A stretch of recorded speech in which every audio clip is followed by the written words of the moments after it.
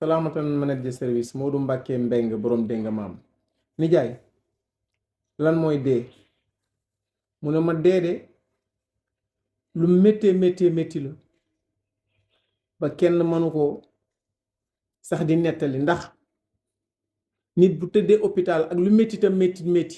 nga ñëw ne ko maa ngi méttiwul li la nekk danga koy méttiwul waaye taxul la koy métti la mu ne ma dee mooy loolu mu ne ma kenn musul dee ñëw di nettali waxtanu dee fa mu jaar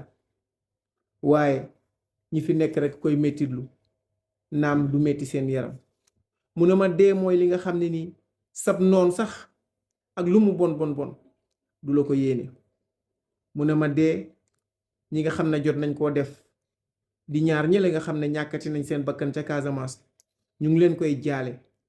di jaale seeni waajur ak képp koo xam ne sénégalais nga jaale nation bi yëpp waaye di méttitlu ak a naqarlu oto bi nga xam ne démb sànni nañ ci lii nga xam ne mooy ab mbir buy tàkk jum la buy tàkk ba ñaar nit dee ca ñu ngi ñaanal nit ñaar nit ñooñu yàlla xaareel na àjjana ña ca gaañu yàlla fëgg seeni bopp bañ jël si bi hurmatil fari kitaab di ñaawlu loolu it di wax ne bu mu amati mukk loolu bu mu amati mukk loolu du yëfu sénégalais loolu du yëfu nit ku baax loolu du lu ñu taamu nit ñi li ñuy ndamoo tey